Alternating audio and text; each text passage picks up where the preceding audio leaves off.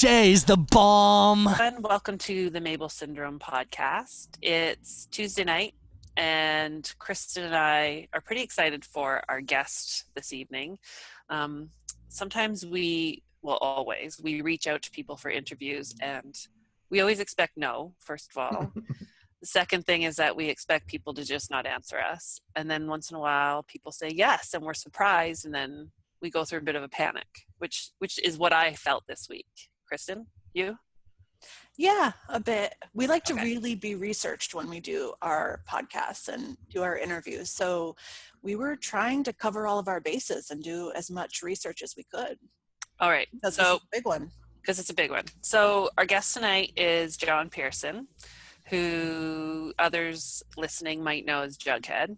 Mm-hmm. But John Jughead Pierson, I think, is the... That's what I go by nowadays. Okay. So do people call you John, just straight up John, or do some people call you both? It depends. It's where people know me from. Okay. I get Jughead a lot, from the music industry. Yeah. My bandmates like to call me Johnny, like Even In Blackouts, and yeah. Then I just get John from other people, or Pierson. Gotcha. JP sometimes. JP. I think we all have that. So, man with many names. That's kind of fitting because you kind of have a lot of roles. Yeah. So I used to have another writing name too, which was Ian Pierce, but I've dropped that one after about 15 years or something like that. So. We actually have that. Oh. We know that. But one of the things, I just want to jump to this question really quick because you brought it up, but John Pierson is such a great writing name. Like, why would you do Ian Pierce? Well, I never said Ian Pierce specifically is for writing plays. And I never said that I was Ian Pierce. The idea for me was a philosophical idea of, I think writing is sometimes trying to be objective. And my idea was hey, why don't I just remove myself from my own name? So Ian Pierce is the root of John Pierson. Like John is, the first John is Ian, and Pierson is basically removing the son. So I removed my heritage. So that was the idea. And then I eventually started writing about that, about the difficulty or the impossibility of like removing yourself from your own history. So that's why I like my name, John Pierson. But there's also a John Pierson producer who produced Clerks and a lot of those movies. And I used to get his mail and he would get mine. So that's funny because it helps to have a middle something. Yeah. Doing our research, I also found that out. Yeah. I find out that's like, we interviewed somebody on a podcast once, and I can't remember who it was, but we brought up a whole bunch of information about somebody that like wasn't him at all. Who was that? I have no idea what you're talking about. I don't remember. Really? No. We were interviewing someone, and you know who it was? It was Dennis Hill. And there's like a Dennis Hill. Well, that's a very common name too. Right? So there's another Dennis Hill that actually plays guitar in another band. Wow. Yeah. So and another like rock band. So that's why it was really confusing. Yeah. I had a talk show once at the Neo Futures where I work, where my job during each show was to get an audience member's name, and then I would Google him during the show backstage. And then I would find all the other people that have the name, and we'd do a biography or like, this is your life. But all of them are nothing to do with the person, so it was pretty funny. Oh, that is funny. It's like things you can find on Google now. That's awesome. Scary. When you look up my name on Facebook, there's a lot of cheerleaders in like the southern U.S. with my name, I think, because I've looked. I'm admitting I've looked myself up on Facebook, but there's like a whole bunch of like cheerleaders that compete that have some like the same name. Is it Sakolinsky or Sakolinsky? Sakolinsky is my married name, and it's Ukrainian. Oh, Ukrainian. And my maiden name is Colombo. Colombo. Yeah. And what is that, Jessica? It means dove, doesn't it? It's I don't know. That would be cool. It's German, but like because I've been researching my family tree for like 10 years. So it's German, but 4 generations back, it's Italian, because I had my 4 times great grandfather was bought by a German trading family. Yeah. But the word Columbus, like Christopher Columbus, is based on the word dove. Huh. So it might be related to that too. It could be. You said my last name right, which was cool. Oh. Not a lot of people do that. Not a lot of people do that. That's cool. Look how fast we went off track. I know, right? It happened quickly. So there is one thing that we usually start the podcast with, and I saw you with a cup. So we always ask everybody if they're drinking and what they're drinking. Yeah, it's a little early in the night for me to drink because I was going to go for a run after this. So I'm actually having a little bit of vodka and just some seltzer water.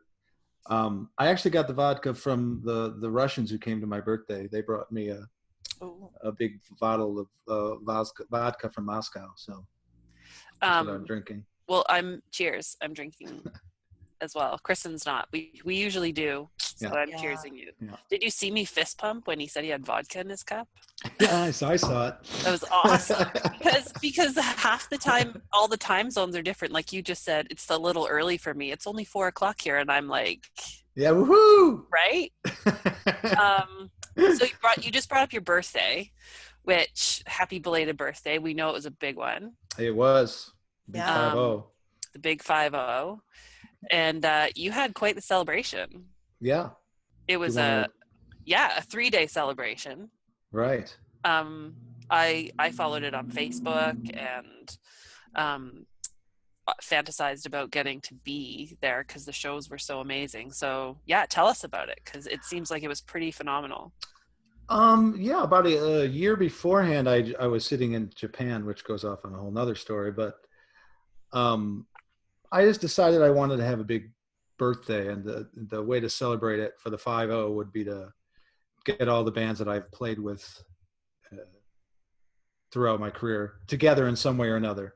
So I just started calling the Lillingtons and the Mangies and Dan Vapid from the Mopes and 100 other bands. And as soon as they agreed, that's where the ball started rolling. And then I tried to I wanted it just to be my house show because I wanted it to be special.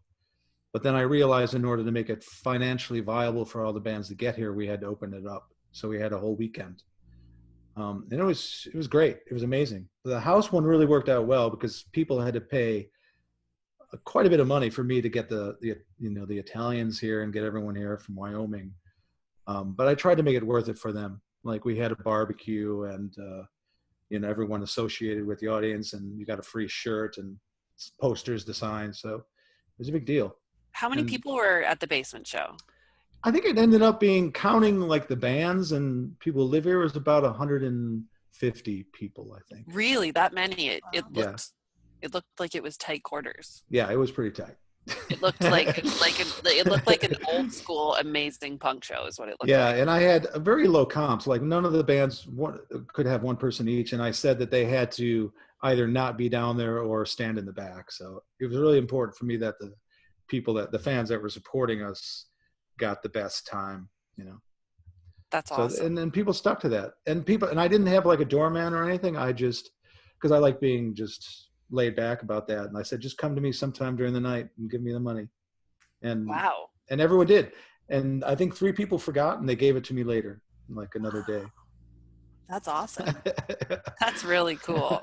Yeah. I feel like if you open yourself up to that sort of honesty, people respond pretty well to it. It's true. It's really true. So that was at your personal house in the Chicago area? Yeah. And there was no mess and everyone cleaned up after themselves. It was great. I just set some rules outside with people. I said, just be nice to each other, pay me sometime during the night, and clean up after yourselves. Because like when you started, like when the advertising and the talk about it started happening, and like it was kind of inconceivable to think that people would be actually going to your basement for a show. Like who gets to do that? Yeah, even people that I know, friends that are like, you want those? You want punk? First of all, people have a misunderstanding what punk is, and I blame, lots of things for that. And also, I often blame the punks too for it, but they get a bad rap. I mean, really, they're mostly some of the most honest, like intellectual, smart people I know, and it made sense that they were excited to be here and they would take care of it.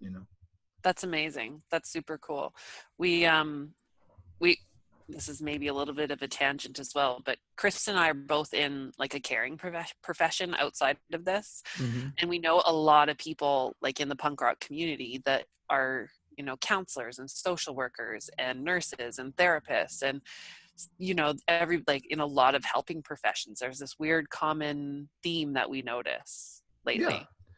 I mean, it always started with, I mean, you know, it's had its strange beginnings, you know, which were just music related, but, you know, and who knows where that really was. Was it Iggy Pop? Was it the Ramones? You know, was it Sex Pistols? But it very quickly became like politically aware, and then it became a little bit more like socially aware, and to be what it is now, you know, and it's sporadic all over the place. But I think in general, it's usually socially aware.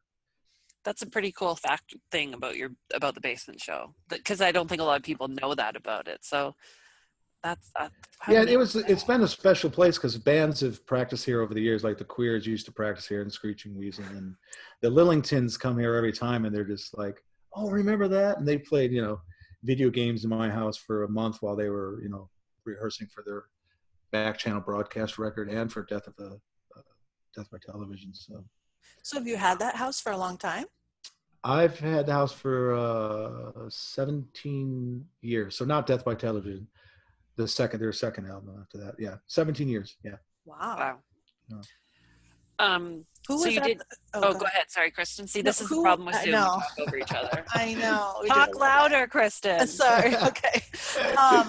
Was anyone at the birthday party that you hadn't seen in a really long time that you were stoked to see? One of the most amazing things was about it. I expected that for me, but I also have stayed in contact with most of the people. So I had seen most people. Like 5 years is probably the longest I hadn't seen somebody. Mm-hmm. But there were people here that hadn't seen each other in 15, 20 years. Oh, no. Actually, Dan Panic I hadn't seen in like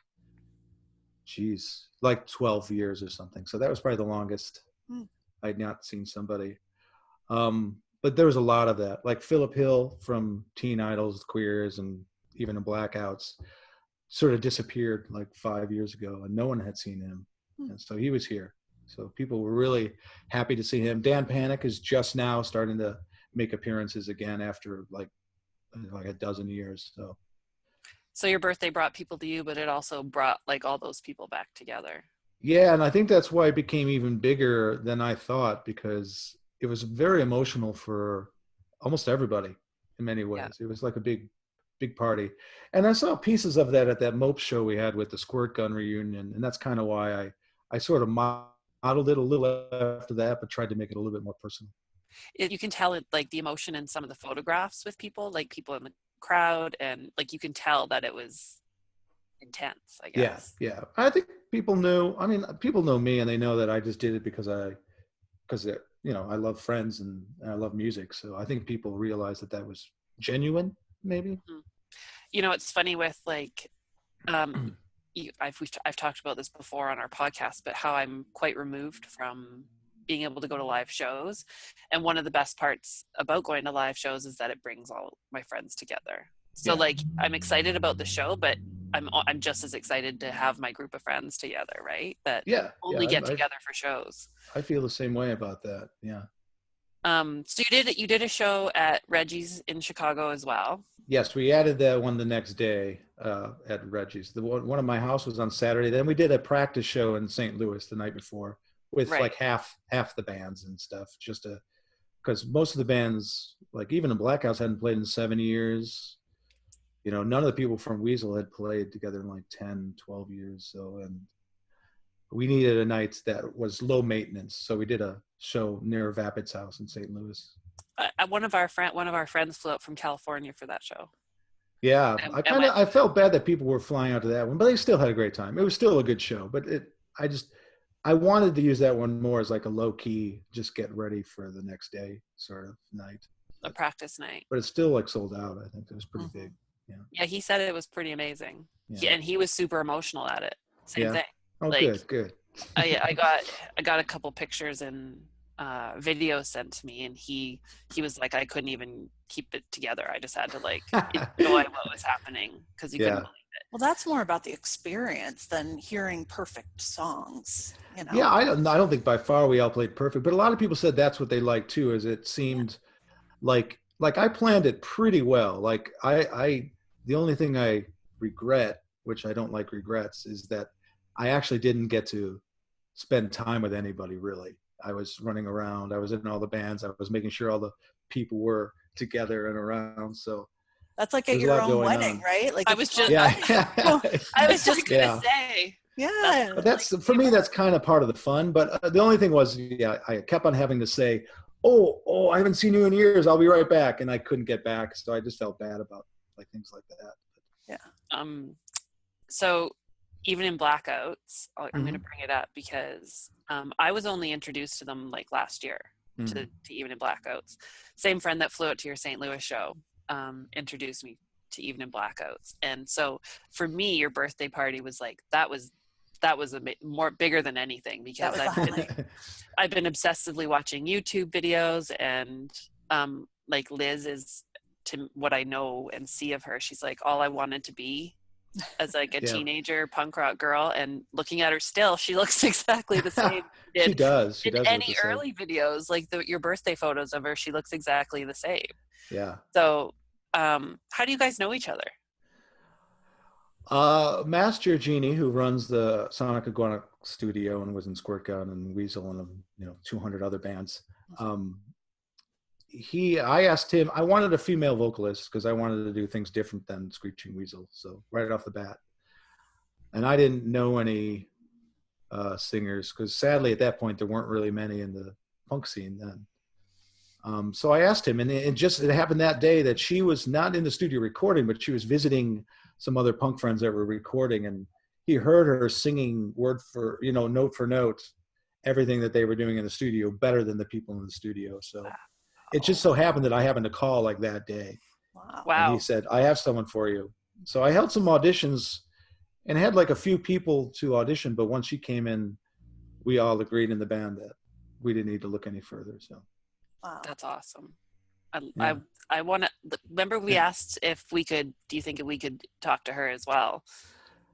I wish. She doesn't have internet where she is now. She had a baby and is sort of retiring for a while near her mom's house on the border of like Wisconsin. So she kind of is off the charts for a while, Another punk rock mom. And she doesn't like speaking during interviews. Really? Yeah. That's amazing, because she can command a song like. Oh yeah. Holy And shit. at parties, like we're I think one of the funnest bands because we're very responsible. That's another thing that Even the Blackouts took care of everything at the show too. We did all the cooking because I got 2 chefs in the band and 2 sound engineers. So they're a really responsible band, and everyone talks to everybody. But she doesn't like the limelight. Like Right. it was like pulling kind of teeth put trying on to the get her to spot. even It's kind of like pulling teeth, getting her just to open her eyes on stage in the early Really? days. So, Really? yeah. Then we decided to sort of split, like being the main, attention. And then then it sort of took off for her. Had she been in a band before? Or She had never been in a band. She What? she was in choir in high school and sang in front of the Pope in Italy, but she had never been in a band and still hasn't. This is the only band she's ever been in. So. Oh, my girl crush is getting bigger by the bigger. moment. I'm like, God, now I really want to talk to her. Yeah. Well, I'll try to work it out. I mean, we'll try to hook her up. I don't know. She'd probably do it if I told her to do it. We're both moms too, and yeah, we get it. You can't see it, but I'm wearing jogging pants from the waist down. Yeah, I have makeup on here, but I would love it because I spent many years trying to get her to be more forward in it, and she just doesn't like it. So it would be great to have an interview where I'm not there, because she would just probably let me try to speak, and I'd rather have her speak. Right. That's like one of the reasons we started Mabel Syndrome. Kristen's brainchild. I was fortunate enough to get brought in, but bringing females in the punk rock community together, and a voice, and from our perspective, and that sort of thing. So we're always on the hunt for cool girls like this to talk to, that are kind of, because the minority, it used to be the minority, right? So yeah, that's why in the beginning days of that, it's like, come on, women in punk and rock have been around forever. Some of my biggest idols like Chrissy Hines or Harry. But it kind of freaked out the punks when I started that band. They did not respond to it very well. Really? Did you guys? And the thing was that they would always make a reference to like the one other. I forgot the name of the band, but there was one. It was either Tilt. Is it Tilt? Is that the one that has a female singer? No, it's Cinderblock. What band was she in? I forgot. I only knew one growing up. Yeah, there's like only two other punk bands around then that had women singers, and you would always get reference to one of those, even though they didn't sound anything alike. That was their only reference point, was like these two other bands, which I sadly can't think of their names, and we're live. we don't Mabel Syndrome doesn't edit. So you know what, that happens to us too. Like the time I talked all about the guy that wasn't the real guy. So it totally happens. That's cool. Well, thanks for, I mean, you can speaking on her behalf and about her, because she's one of my favorite people in the world. I would, speak about her all night if we wanted to. That's cool. Is there any other women in kind of punk rock now that you're interested in, or any, like, we always, like, one of our questions is like, who's a cool woman that you think we need to know about, or people listening need to know about? To be honest, I don't listen to a lot of punk rock nowadays much. Right.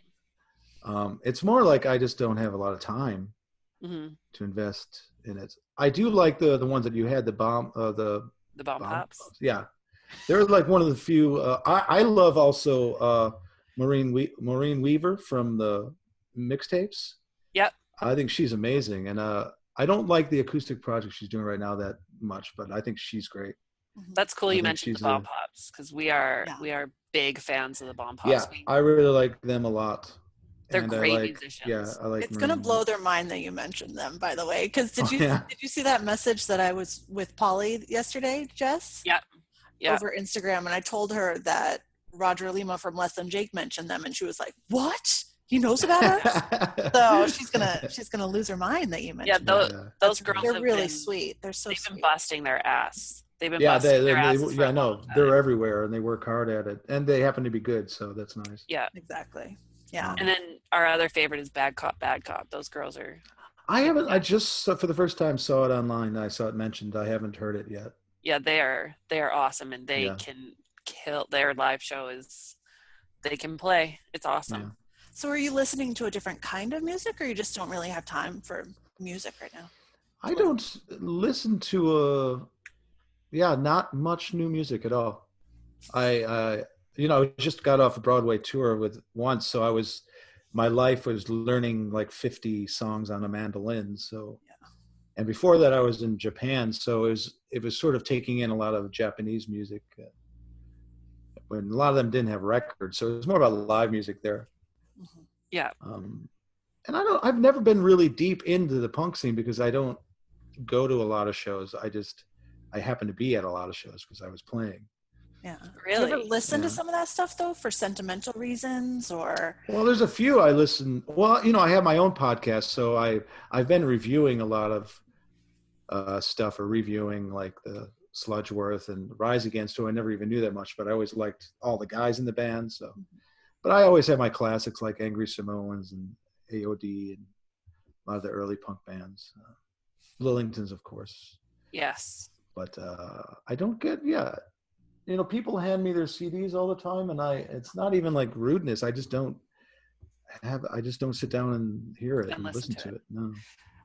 We, on our podcast the one we released today, I think, was we talked about like stuff we've recently been listening to, and one of the bands was the band from Italy that came to play at your birthday, and the only reason I knew about them is from your birthday and from my friend who flew out for the show, and he got into it, and then he sent it to me.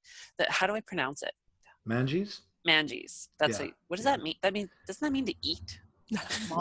Manja means to eat, but they were actually basing it on like the mange of a dog. So like the plural, like like the Ramones, they're the Manges. The Manges. Oh, okay. They're really good. Yeah, they're very professional punks.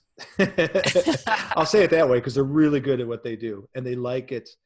they're they're like the Lillingtons and the Manjis are kind of the same, and that they're almost not HD. What's the right word? They're almost like OCD about how they like their punk, and it works for them. Sometimes I think it doesn't. It takes out the soul out of bands, but for them, for some reason, it works really well. Mm-hmm. Like they know exactly how they want it, and they only have like one or two different formulas, but they do it really, really, really well. Yeah, we definitely, we always joke, Kristen and I, like when we said like, let's talk about on the podcast tonight what we're recently listening to, and we always look at each other like, fuck, what are we there? Is there anything new? Because I listen to the same stuff. I find stuff that I love. It happens to me with books. Like I've probably read my 4 favorite novels like 100 times each. Yeah. Because I know it's going to be good. So I just go for it. Yeah, that's true.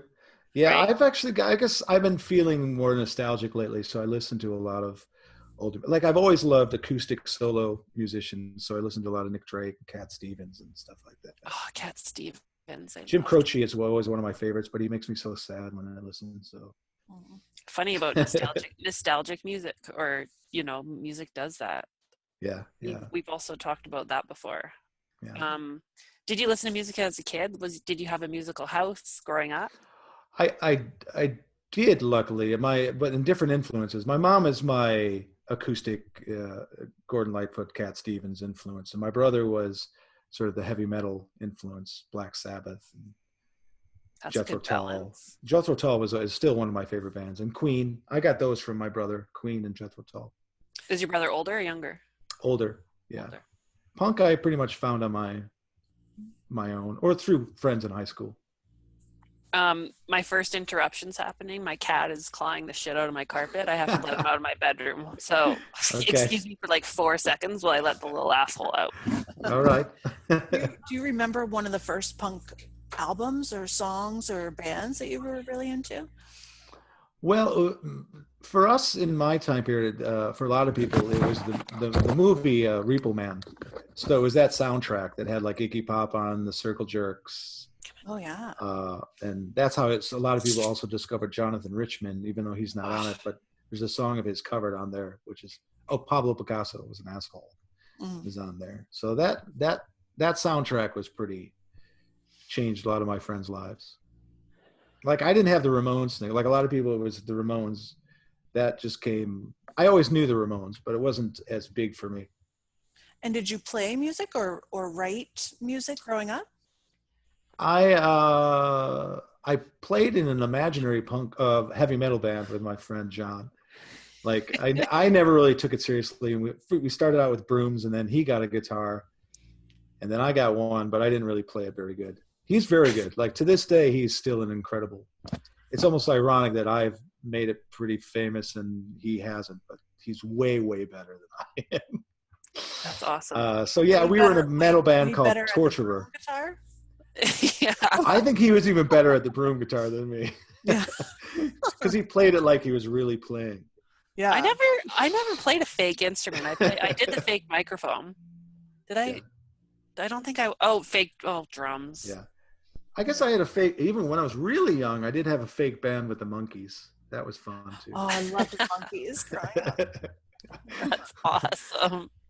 But my first band was Screeching Weasel. That's a pretty good first band to be in. Yeah. So we read a little bit about how you and Ben first met, and it seems like you met in junior high, and then he kind of went a different direction, and then you guys met again after high school? Yeah, at a movie theater. Yeah, we worked at a Ranter's Cinema movie theater in Mount Prospect in the suburbs. Yeah. And did you go to college right after high school? I did not. I took off a year or two to tour, and then we started established touring, then I went back to school at Columbia College, and when I wasn't in class, I would go tour. Sometimes I would take off a semester. That's why it took me like 5 or 6 years to graduate, because I would just take off semesters. Yeah. How old were you when you started touring with Screeching Weasel? Must have been 19. Yeah, 19. Wow. So not even legally allowed to be in bars and clubs, but Yeah, touring with the I think band, that's when playing in bars and clubs. yeah, that's right. Because we used to play downtown, like at Batteries Not Included. That's right. We weren't of age. Yeah, Huh. yeah. And so do you remember kind of, I assume you guys played kind of the Chicago area for a while and then it just kind of kept expanding, or did you go out to California? How did that? Well, there was a big thing then that, like, because we were big fans of Naked Raygun and a lot of that I call the blue collar Chicago punk rock. But none of them ever left like town. And we were like, and Ben was really good at that. It's like, well, we can't do that. We were just going to die here because, because we're not going to be a cover band. And that's what cover bands can survive doing that. Or like Naked Raygun, who was like an anomaly. Mm-hmm. So once Ben started writing for Maximum Rock and Roll, we had our sort of in for going somewhere outside of Chicago. And within the first year, we had gone to Berkeley. Like, we raised the money to drive to Berkeley and do 2 shows and come home. How did you raise the money? Me and Ben worked night and day jobs, and then we painted his family's house. Then we flew the bass player and the drummer to Berkeley, and then me and Ben drove. Wow. And was that to play at Gilman? Yeah, that was Gilman Street. Yeah. Okay. And what were some of your favorite bands during those kind of Gilman Street days? During those days, I heard Crimpshrine for the first time sitting in the ashtray where Jesse Michaels lived too, and the bands that were around then were like Blatz and Isocracy, that I love too. But I remember when I heard Crimpshrine, I was like, that bass is amazing, and it just sounded like nothing I'd ever heard before. So that's the one I always remember, because I actually heard when they came back with the demo tape and were playing it. Yeah, I heard it for the first time. And we just interviewed Jesse, a little while ago, and he mentioned that the punk scene in those Gilman days, he described it as being scary or kind of tough. Do you have that kind of same memory of it? No, I mean, they were like, we were suburban boys, so we were used to that, but they were like aliens from another planet to us, because they were, grew up in Berkeley and they had a hippie sensibility, but we're not hippies, so, and they were purposely aggressive, like, like they would, spit all around you and drink beers and pour, they were like really purposely disgusting and stuff. So I could see that being scary to them, maybe, if they were trying to live up to their own reputation. That makes sense. That makes sense. Honestly, it was like, I didn't live in a posh life, but it was definitely a little bit more, solitary than those guys were living, But then I would think it would be even, I don't know if scary is the right word, but even more intimidating or weird for you to go to that kind of a place where kids are tougher and the scene is, a little bit more dangerous and things like that. But you didn't. Yeah, I've always been a little bit ignorant of what's of danger for myself. Well, it's weird because I think that's probably the writer voyeur part of me. I always feel like I'm just there and not there, and that I'll be okay. Mm-hmm. So. See, Chicago sounds like it would be scarier than California, right? Yeah, it all depends on where in all punk bands, like in, say, around the country, always live in the scariest areas. See, small town Canadian girls, all fucking terrifying. Gandalf, get on the bed. Gandalf. Now my dog's in here. Sorry. Gandalf, get up. Right. Come on. Yeah, it's all scary to me. So I'm actually the scary part to me was the driving, because that was all new to me, and being in mountains and, being in really cheap vans, or like our Chevy Malibu that was breaking down all the time. That was the scary part to me. It was a Chevy Malibu. That's what you guys drove out in?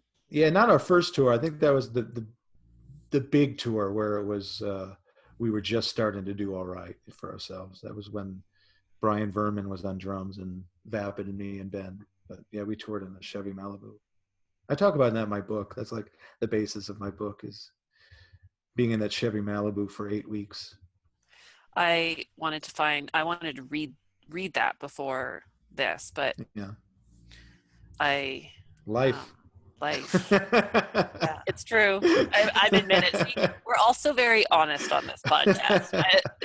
We're not lying about anything. We're very honest about everything. Yeah. And that's the Weasels in a Box novel? Yes. Okay. Yeah, it's sort of I wouldn't call it a biography because I made it surreal, because I sort of describe the emotional states and anxiety in a surreal way.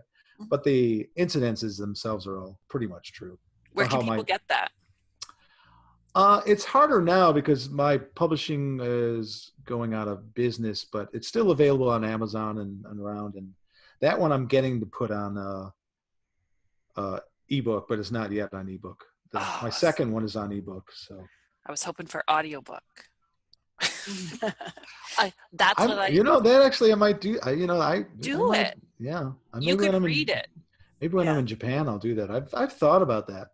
You know what? I like life. Life is busy, full-time job and passionate punk rock project on the side, and so. But audiobooks, like if I'm going from, it takes me 4 minutes to drive to work from my house. I listen to an audiobook for 4 minutes. Yeah.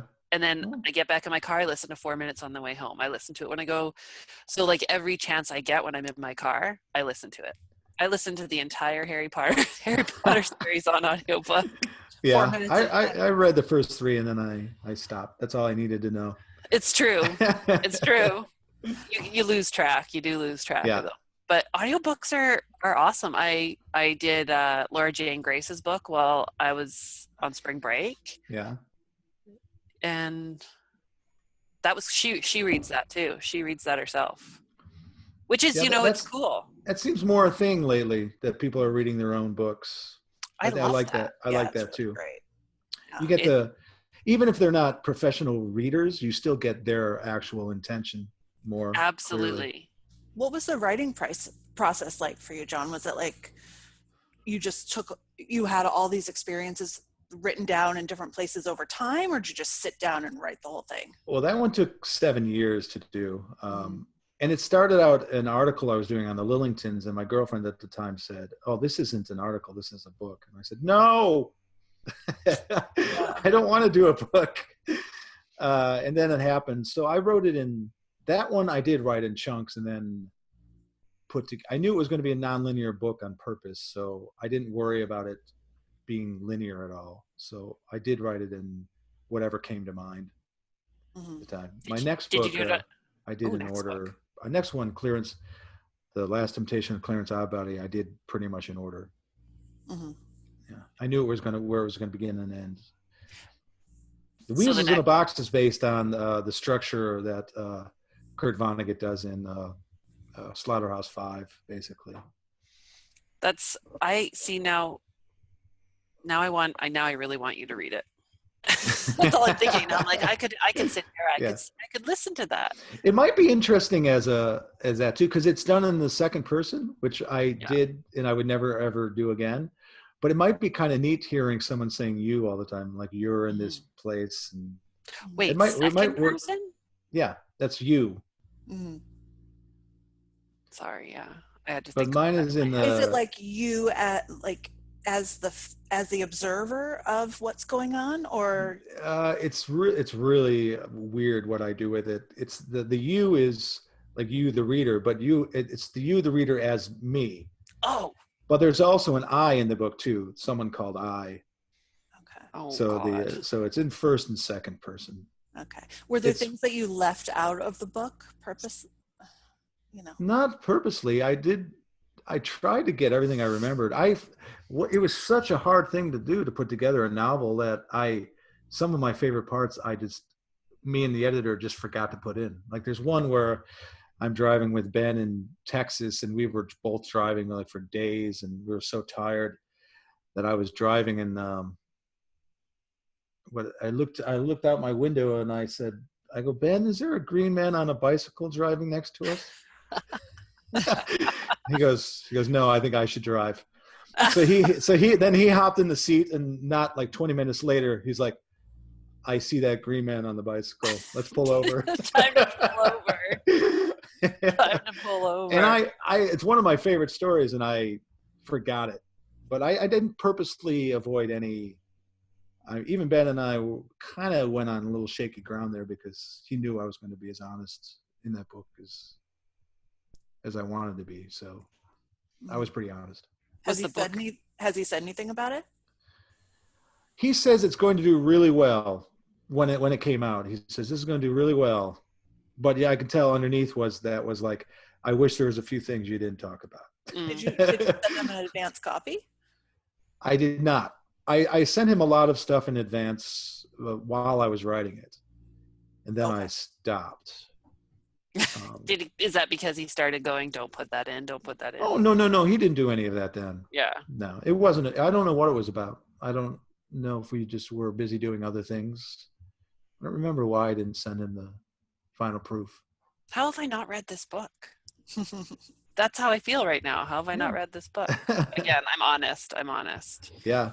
I've read a lot about you this week, though. Yeah, it's not an easy book to crack. Like I said, I did it in the second person. It's hard to read, but it really made sense for what I wanted to do with it. So it's hard to begin, but once they get into it, they really like it.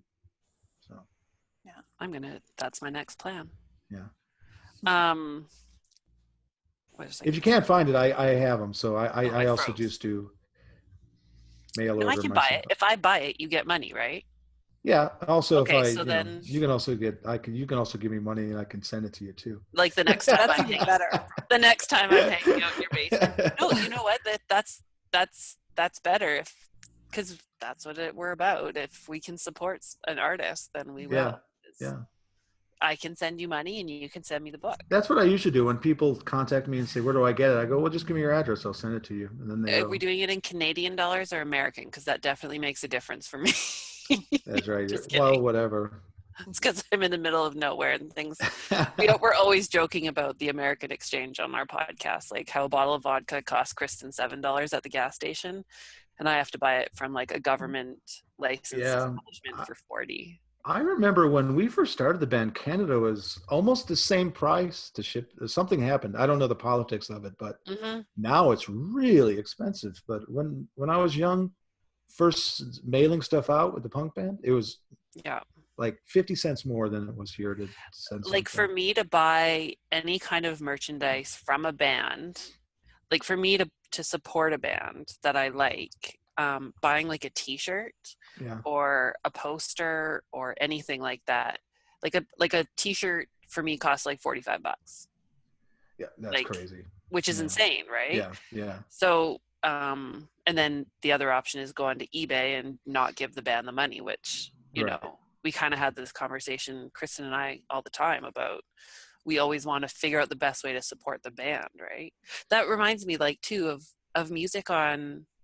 We always ask people too about like Spotify, iTunes, purchasing music. And we've had different responses from different people about, like we've said, what's the best way for us to buy your music and for you to kind of, get the money. And some people say Spotify, like a place like Spotify is the best place. And other people say not. I think that debate over music and how to get it and how much to pay for it changes from people to people, from day to day.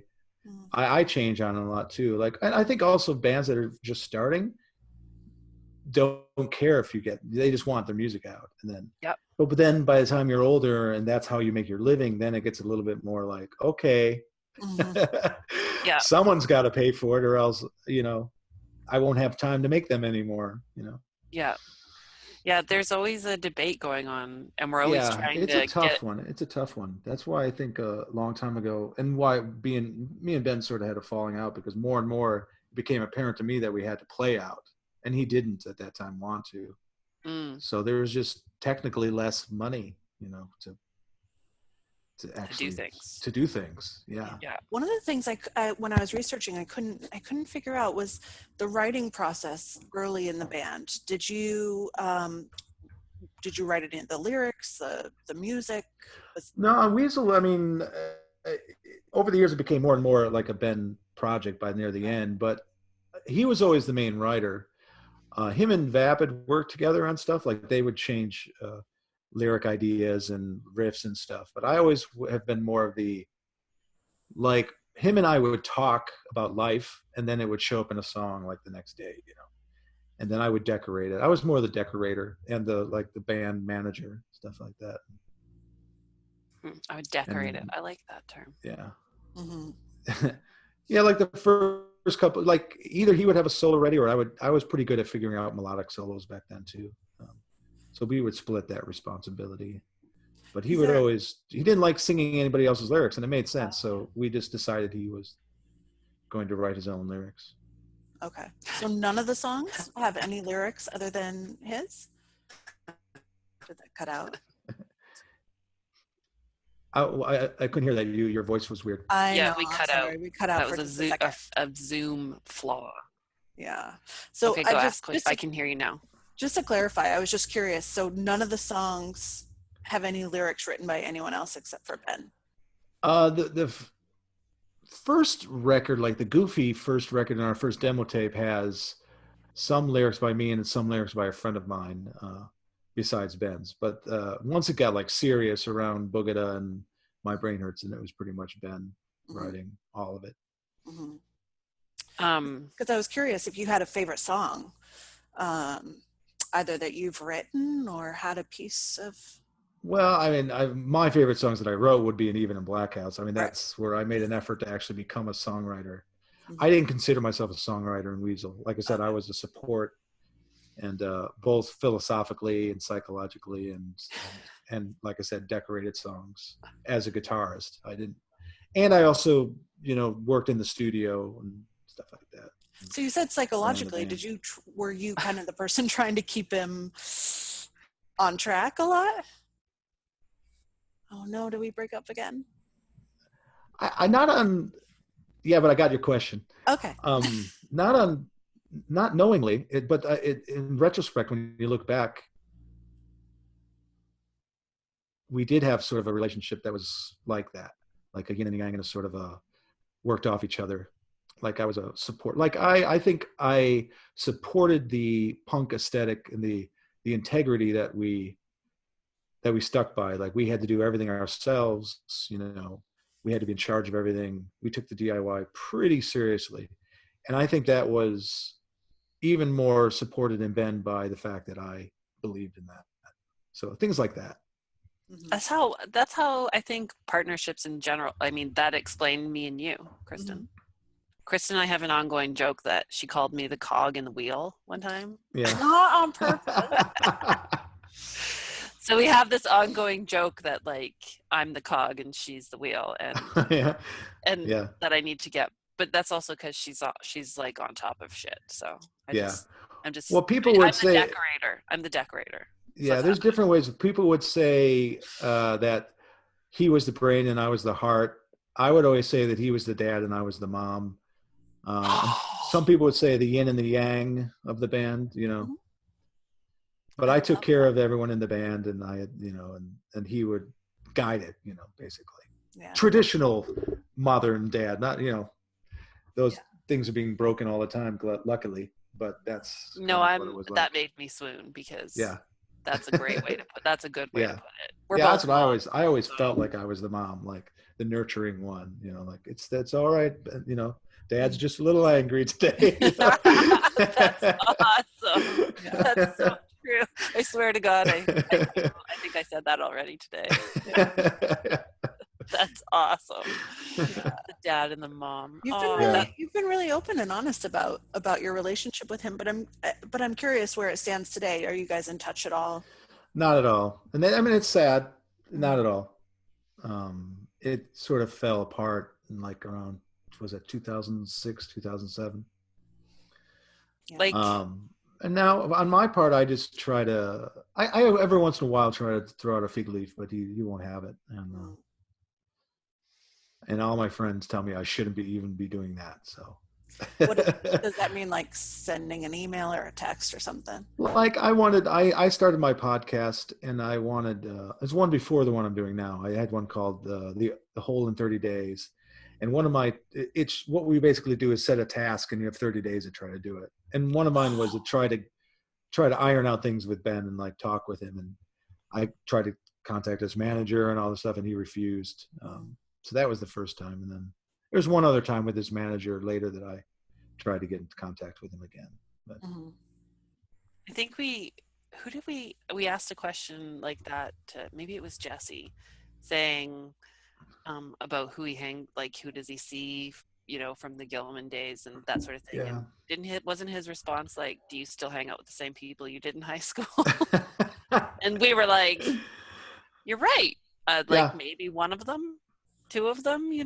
So I thought that was a pretty Jesse good... likes to say things like that, but that's true because he's smart. But it's also, how often are your friends in high school you spend 20 years with, working, making money, and being in a studio and being that intense? Yeah, that's what I was going to say. It's a much it's a little bit different than intense being in high relationship. school. It's like you guys were married or partners for a while. Yeah, it's more like that. It's more like a breakup marriage than high school friends. Yeah. It starts out as high school friends, then it becomes very serious, Mm-hmm. once you start making a living out of it, or trying to do that, or making a mark. I wouldn't even, I like that better than money or movement. Try to make some kind of mark. Making a mark. Yeah. I was gonna ask before we were talking about the birthday show, because again, like I said, I followed it like crazy, and probably liked every single picture that came up and that sort of thing. But I found a set list today from, I think it was the Chicago I'm not sure which one, but it was the final set, and it was you and kind of everybody up on stage for like a set of songs. And that was probably the Reggie's one. Yeah. So and the list is pretty amazing. It's like 10 songs of awesomeness. Yeah. How did you decide what songs to play?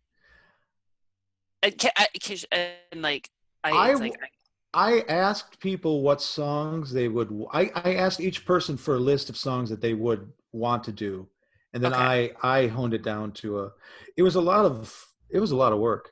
Yeah. Because we had people coming up and changing places, and I had to keep it going. Yeah. So I had people overlap. Then I would ask people like John Stockfish, who was in On Wiggle, is an amazing bass player. He's from the Vindictives, and he just said, "Put me on whatever." So a couple of people just said, "Put me on whatever," and then Panic was like, "Well, I'll play on anything that I played on." So I just kind of worked it out that way. Some people requested stuff, and some people just said. Did anybody flat out say like, "I'm not playing this song"? No, Cody was like, "Why would you want me to sing that one?" So I changed. I had someone else sing it. Was there any that you refused to play? I wouldn't refuse. I'm like, I often, like I'm doing it with the Apers in Italy. I often will just say, "Hey, if you want me to play, just pick songs that I played. Songs that I played on. That's all that I'm picky about." That's a good. I like that rule. I'm always curious, like with artists, is there something that you like get up on stage and you're like, I don't want to fucking play this song again? I see. That's my thing. Is I'm an entertainer by like a true entertainer, and so I don't ever get sick of it. It doesn't faze me to even think about getting sick of playing a song. Which is like being in Broadway theater. You're doing the same show over and over and over and over. Yeah, you got to find a way to make it spontaneous and interesting to you, or else you drive yourself crazy. So, and I read. But in music, I don't even get to that point. Like theater, you kind of really have to tell yourself. Well, music for me is very different. It's more freeing. I wouldn't say I like it more, but it's definitely more about escaping than thinking. Yeah, we both just reaching for a drink. I know. You mentioned that, so you're involved in your involvement with theater right now, and I know you actually did some theater work and stuff all the way back in high school. So it seems like it's been a part of your life all the way through. But tell us a little bit about what you've been doing recently. Well, the last couple of years, I was in Japan as Ollivander from Harry Potter. At Universal Studios. So did you just see me? I was like, my dog. I like Harry Potter. Yeah, Sorry. Yeah, I was Ollivander, and I did the show in Japanese. So that was kind of went to Japan to do it there. They taught me Japanese, and I did that for. I'm going back in September. I did that for about 2 years, and then I came back and almost immediately got this tour for the musical Once, a Broadway tour. I filled in for one of the actors that had to leave, so I had to learn to play mandolin in like 2 days, and then I joined them on the road. So I did the whole country, played in front of like 3,000 people a night. It was pretty crazy. Wow. Yeah. See, Kristen, your question just got answered. The one that you asked before he came on about the wizard. Oh yeah. Yeah, you were referenced as a wizard somewhere, and I was like, what is that all about? Yeah, people used to call me a wizard already, but once I actually got a job as a wizard, they were like, "Oh, he really is a wizard." Yeah. Yeah. That's awesome. Yeah. I used to. It was kind of a fun thing that I and my friends used to do. Like even in Blackouts, I used to call me Reverend John Pierson because I married. I kind of like adapting all these things into my name, and then friends have fun like adding it to my name. And adding it to your name. Yeah. You were saying, because we knew that you've just finished with Once, and I was thinking about how you've traveled around to all these different theaters, and I've only been to a couple shows like that before in my life, but the theaters are always so amazingly beautiful. Like the theaters themselves, like you walk in and before the show even starts, you get like this weird feeling of just being in a place like that. And like I was wondering if after doing a tour like that, what's a theater that sticks out to you that you're like, holy fuck, this place is unreal? It's hard to remember, Mo, because the thing about touring when you're not in charge, and I'm used to being in charge, is that when I'm not in charge, I don't know where I am. Like you're just going along. Yeah, I have no idea what city I'm in, and it's kind of moves like that. You're on a bus, you go into the venue, you do your show, then you get back on a bus, you go to a hotel, and you go to the next town. But there was one in I think it was Wichita, Kansas, that I remember that was really beautiful. But what I can say about that, to expound on what you had said, is what's neat about what we get to experience as the actors is, like, we're driving from town to town. The crew is going right before us and setting it all up. They're amazing. Like, it's a big set, and they drive all night and they set it up all day, and then the actors just walk in and it's together. That's ready. But we don't enter the way the audience does. We enter from the back like the crew does. So the first view we get of the theater is actually from the stage looking at the audience. And that every single time is beautiful. It's like this amazing feeling of walking through our own set out into like a world of seats, and we get to see all the greats, however it's designed, there was a couple on the East Coast that were like, one really, really, really old one. I can't remember where we were though, but you can actually, in the understudy room downstairs, you could hear all the feet of people on stage, like, go, go, go, go, go, go. Really? And the staircases like were so scary to go like up to the dressing rooms. I can't remember where that was in. That might have been like in I was gonna say that might be Boston. That's where I live, and there's a lot of old theaters like that. Oh, it wasn't in Boston, but it was in Massachusetts. It was in Massachusetts. It was in Worcester. Oh, okay. Yeah, we were in Worcester. That's cool. I just thought of this when you were talking about old, but I went to the first like big play that I ever went to was on a school trip, and we traveled on a bus for 7 hours, and we went to this random play. I think it was just like the drama teacher's excuse to just get out of our small town for a weekend. But we were all seated on the lower, there wasn't very many of us, so we probably only took up like the first 8 rows of the theater. And one of the balconies collapsed during the play, and we thought it was part of the play, that it was like a stunt or a prop. Damn. But the theater was so old that literally a chunk of the balcony collapsed. I tell you, I could see that happening. Some of these, I don't know how they're constructed. There's like the balcony is just this flat, looks like it's thin, and there's like hundreds of seats on top of this thing. I thought that every time I looked up at one of those, I was like, that could just fall. It's old. Yeah.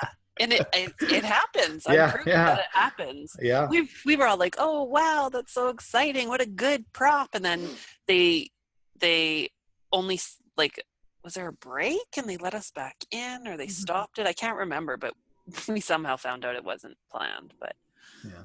no, that was the first thing I remember. It's so cool that you've toured the country and even the world in such different ways, right? Like as a DIY punk rocker, Yeah. scheduling these small, probably sketchy, gross clubs, and then as doing a Broadway play. It's just amazing. Yeah, I try to live. This is funny because I have a neo-futures company here I've been part of for 20 years, and I did a show on the Marcel Duchamp, who pretty much invented modern art, and they always talk about that his actual art is his life, and I try to live that way. Like, I do artistic pursuits, but it's all a product of me in many ways, So I always look for things that are kind of odd, and I take chances in like financial chances to make sure I have interesting experiences. Like I would never do a Universal Studios in Florida. Like, why would I bother? But Japan, you're going to teach me Japanese? Okay. That's an experience. Yeah. It's the same thing with the tour. Like, I don't care about musicals really. I don't really want to be in musicals, but I was like, I get to play. These are musicians who are also actors, playing all the music, moving all the sets, singing all the songs, and doing all the acting. I was like, that's something interesting. I kind of saw something that just reminded me that I read about you too. So your podcast, Jughead's Basement Podcast, is that the current one or the older one? That's the current one. That's the current one. But I take a lot of time. Like sometimes I take 5 or 6 months in between podcasts. Oh, that makes me feel better because we sure feel pressured every Tuesday. Oh, yeah. You're not supposed to. As I'm told by many people who do podcasts, it's a really bad way to do a podcast. But I feel like we started off like every Tuesday. I'm like, we should have started off one Tuesday a month.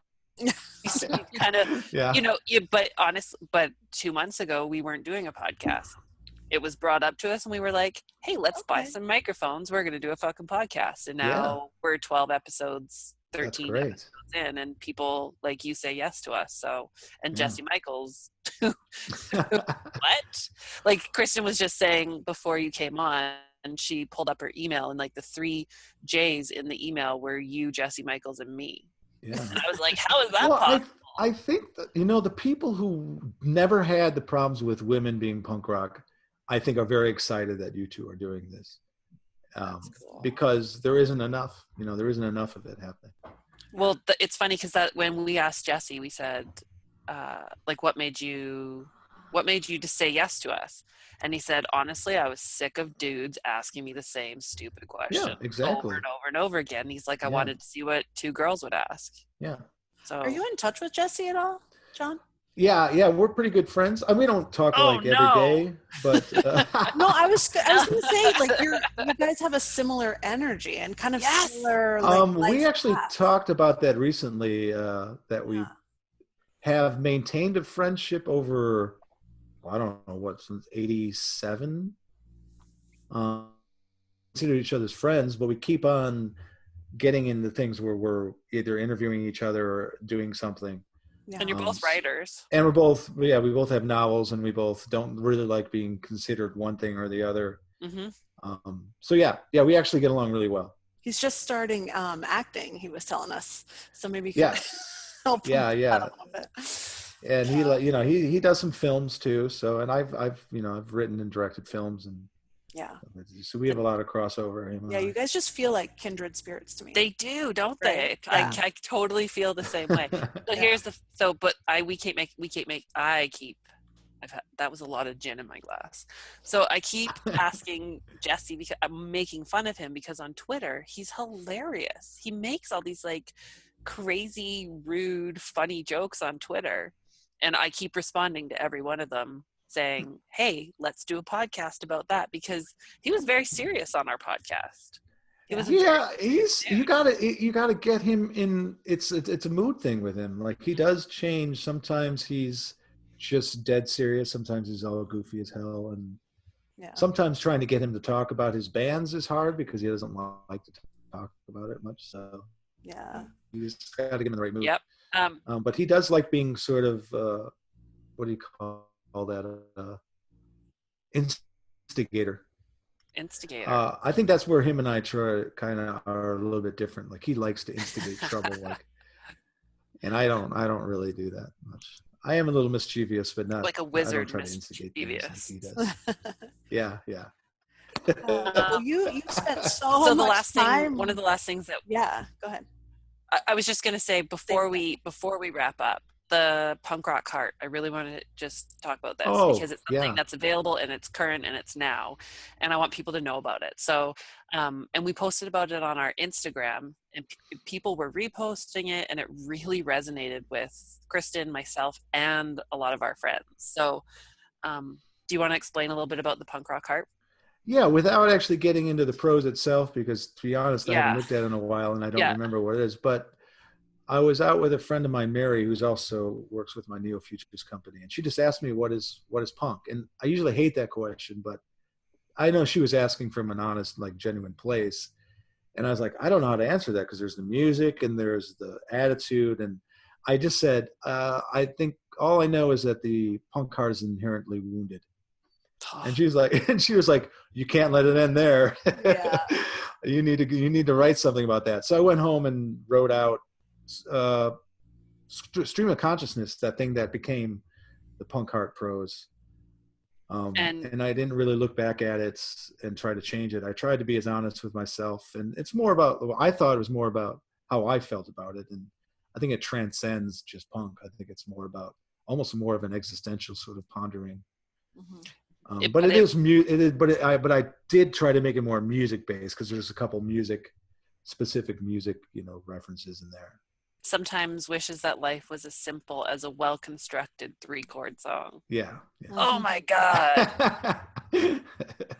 Everything about it is pretty awesome though. So it's turned into more than just you writing that. Yes. We'll get to there. Yeah. Then my friend of many years, who's an amazing artist who started Halo, Xbox, and drew the first Weasel and a lot of other Weasels. He's created the Weasel.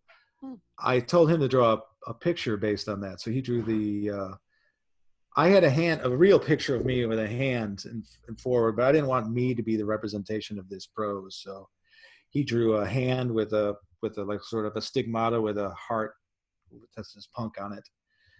And it did really well. So I got together with my friend Chris Thacker from Sounds Radical Records, and he likes doing box sets. And I said, well, let's put this out.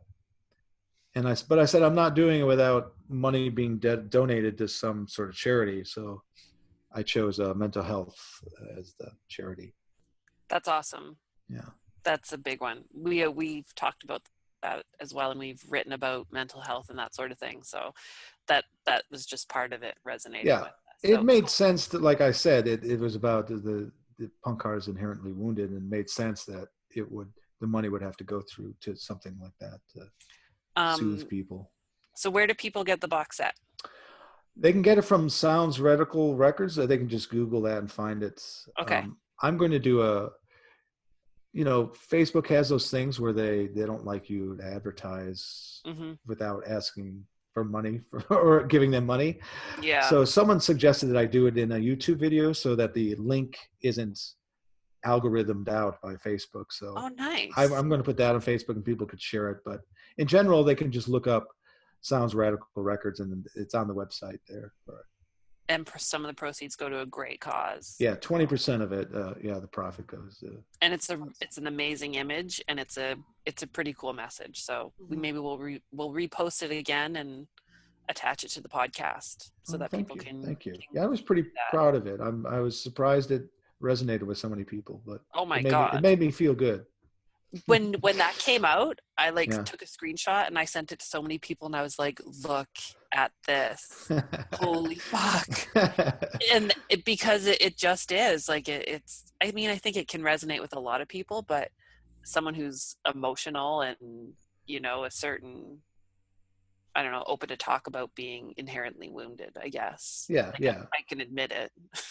So I guess if you can admit it, then you're probably like, oh no big deal. But yeah, like a lot of people came back to the criticism. It's like, oh, this is emo. This isn't punk. I go, well, emo came from punk. You know, you wouldn't, if without Jawbreaker or Fugazi, you wouldn't have emo, and you know, they just consider themselves punk bands. The amount of punk songs that, like, I'm not good. It's very. I'm known for being at the front row of a guardrail and bawling my fucking eyes out at a punk show. So it's because it happens. You can't. How can you have music and not be emotional about it? That's it. That's why we did thing. That's why we did the record emo with Screeching Weasel too. It was sort of saying, reclaiming the fact that we've been doing this, and here's even more of it. Like, he got really serious on that record, but he had been toying with that stuff for years. I had a boy giving me mixtapes with some of those Screeching Weasel songs on them, like for an entire summer. And to this day, when I hear those songs, that's, you know, some of his best writing is on that record, I think. It's cool. So, well, the punk art, we're going to attach it. We'll give everybody the information for it, because I feel strongly about it, and we want to make sure that people hear about it. So, well, thank you. Well, thank you for spending so much time with us. Awesome. I like being interviewed. It doesn't happen enough. Do you? Really? Yeah, that's good to know. Then I like conversation, so it just makes sense. Well, that's what it is. Like, it's funny, you have to say before. Well, you do a podcast, you know, right? So as you have to prepare it at the same time. You go, it's just a conversation. Right. Right. Exactly. Yeah. So I can only make an asshole of myself so many times in an hour, right? Trust me, some tallies at some nights are bigger than others. But so you did a very good job. For being, thank you. Yeah, thank you so much. This was awesome. Well, thank both of you. That means a lot coming from you. So, yeah, that's awesome. What song are we gonna wrap up with, Kristen? Do we know? Let's ask you, John. What song should we end tonight with? If you were to pick any song.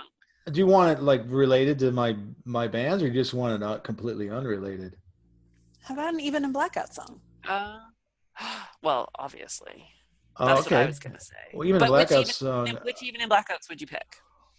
For like this type of thing, I've been listening to the Motives Misunderstood in the key of C. Okay. That one is pretty powerful, I think. All right. All right. That's awesome. What we'll end with. That makes me happy. Cool. Okay. Thanks a lot. Good night, everybody. Okay. Good night. Bye. Bye.